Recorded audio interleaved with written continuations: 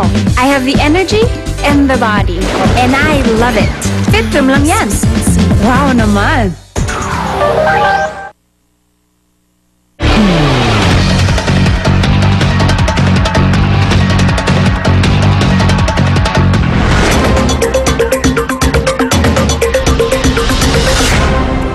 Nagbabalik ang unang balita, mga igan, yung mga residente po sa Ligaw Albay, pinapayagan lamang na mag-alaga ng hanggang 2 aso. Dumarami raw kasi ang kaso ng rabies, kung saan maging aksidente sa kalsada sa ng mga palaboy ng aso. Darito ang report ni GMA News Stringer, Michael Hasian. Mahigpit na pinatutupad ng mga otoridad sa lungsod ng Ligaw sa Albay ang two-dog policy sa mga residente na may mga alagang aso. Tumataas na kasi ang bilang ng kaso ng rabies sanhi ng kagat ng aso sa naturang lugar. Marami na rin motorista ang namamatay due to road accidents dahil na rin sa mga aso na palaboy-laboy sa lansangan. We have come up with this ordinance because of rampant incidents of victims of rabies and then victims of incidents caused by stray dogs. Pabor naman ang ilan sa mga residente sa pinalabas ng batas ng city government ng Ligaw. Bakit po? Ayaw sa nang bogon. Nakataman kang dakal kung mali mo masikaso. Tama na.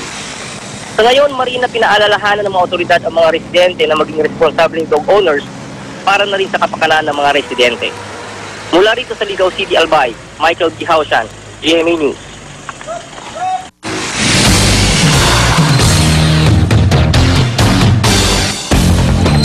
Pinaplanong itayo ng MMDA ang Sky Bridge mula Quezon City hanggang Makati.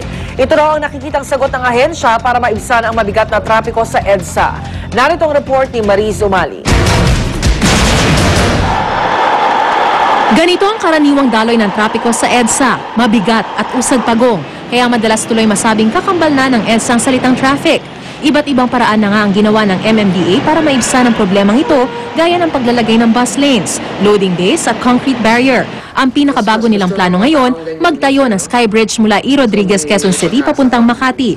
Urban design proposals, mga recommendations para maibsan yung problema natin sa traffic. Sa naturang plano gagawa ang MMDA ng panibagong kalsada na humigit kumulang 7 kilometro ang haba sa ibabaw ng mga estero mula E. Rodriguez papuntang Kalayaan Avenue sa Makati. Meron itong tig-3 lanes sa northbound at southbound. With this, na-address mo yung right-of-way concerns. Pangalawa, nakagawa ka ng walang additional cost, walang traffic obstructions, 24 hours a day. Napaganda mo pa yung nakakaligtaan ng estero. Sa pangkaraniwang araw aabot sa humigit kumulang 250,000 ang bilang ng mga sasakyan na bumabagtas dito sa kahabaan ng EDSA. Kaya naman hindi malayong makita natin yung mga ganitong klase ng mga eksena. Kung hindi man bumper to bumper, talaga namang mabigat yung daloy ng trapiko rito. Pero sa pagtatayo raw ng Sky Bridge, inaasahang mababawasan ng humigit kumulang 40% ang bilang ng mga pampribadong sasakyan na babagtas dito sa EDSA. Bibilis daw ang daloy ng mga sasakyan ng 20 to 29 kilometers per hour hanggang 39 kilometers per hour sa northbound, 10 to 19 kilometers per hour hanggang 39 kilometers per hour naman sa southbound. Ibig sabihin, ang dating humigit kumulang na 1 oras na biyahe mula Quezon City patungong Makati, magiging 15 minuto na lang daw. Ngayong buwan, isusumite ng MMDA ang plano sa NEDA at DPWH. Kung maaprubahan, inaasahang matatapos ang proyekto sa 2013. Nagkakahalaga ang proyekto ng 11 bilyong piso. Pero ayon kay NEDA Director General Secretary Cayetano Padrangga, hindi pa nila masabi kung magagawa nga ang proyektong ito dahil daraan pa ito sa masusing pag-aaral. Hati naman ang saloobin ng mga motorista sa planong ito ng MMDA. Kung matutupad yung ganung pamamaraan para maiwasan ng traffic dito sa EDSA, di malaking bagay para sa amin. Mga traffic na gastos kasi siyempre kumukonsumo habang naka-stop ka, maraming nababawas na gasolina. Samantalang pag dire-diretso, malaking menos yun. Okay yun ma'am kung talagang ipa-implement nila, kaya na ang problema, yung gaano katagal yung lentang construction nun. Parang pangarap na napakalabong marating. Para sa unang balita, Mariz Umali reporting. Binasura ng Malolos RTC ang hiling ni retired Major General Jovito Palparan na bawiin ang arrest warrant laban sa kanya. Hindi naman sumipo sa pagdinig ang dating general na tinutugis pa rin ngayon sa kasong kidnapping at serious illegal detention. Darito ang report ni Julius Segovia. Arestuhin na at ikulong ng magkahalaman na po. Kasi sa totoo lang po, nag-ingay ang mga militanteng grupo sa harap ng Hall of Justice ng Malolos bago magsimula ang unang pagdinig sa kaso ni na retired Major General Jovito Palparan na nahaharap sa kidnapping at serious illegal detention. Palparan, panagutin! Arestuhin, ikulong! Ikinulong din nila ang effigy ni Palparan. Panawagan pa nila, lumantad at panagutan ng dating general ang umano'y pagkawala ng dalawang UP student activists na sina Sherlyn Cadapan at Karen Empeño noong June 2006. Kailangan lumutang na siya. Kung talagang kung hindi siya guilty sa kanyang ginawa, bakit siya magtatago? Patuloy na malungkot ang aming Pasko, ang aming New Year, dahil si Sherlyn ay larawan lamang niya ang aming kasama sa aming lamisa. Sana naman yung sinasabi nilang hustisya sa ating bayan, maibibigay na sa amin. Ang mga kapwa-akusadong sina Lieutenant Colonel Felipe Anotado at Staff Sergeant Edgardo Osorio lang ang nakadalo sa pagdinig.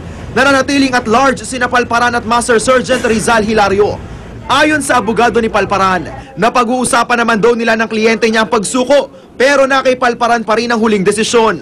As a lawyer, hindi naman speculation tong sa akin. Parang nakikita namin na siya ipinipersonal, siya ipinipersecute. Pero ang gobyerno, tuloy raw sa paghahanap sa dating general na kumpirmado raw na nasa bansa pa. They are working on it. Yung NBI team nga walang bakasyon, walang break.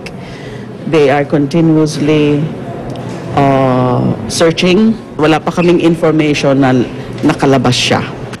Dalawang mosyon ang dininig, ang hiling ng kampo ni Palparan na alisin ang warrant of arrest laban sa kanya at tanggalin siya sa whole departure order. Pinaiimbestigahan din nilang muli ang kaso ng dating general. At ikalawa, ang mosyon na mailipat ng kulungan ng dalawang akusadong sina Anotado at Osorio na nakadetine ngayon sa kampo ng militar sa Taguig. The accused must be taken into a ordinary civilian jail facility, also for access for the court and for the lawyers. Kapwa maghahain ng kani-kanilang sagot sa dalawang mosyon na magkabilang panig. Sa February 6 nakatakda ang susunod na pagdinig. Para sa unang balita, Julius Segovia reporting. Ang isyu tungkol sa paghanap kay retired Major General Jovito Palparan, bubusisiin sa talakayunan mamaya. At makasama po natin si DILG Secretary Jesse Robredo at dalawang abogado ni General Palparan. NBA superstar LeBron James engaged sa kanyang long-time girlfriend.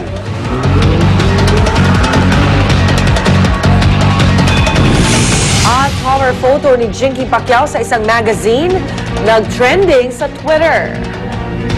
Huwag pa uli, tutok lang sa unang balita.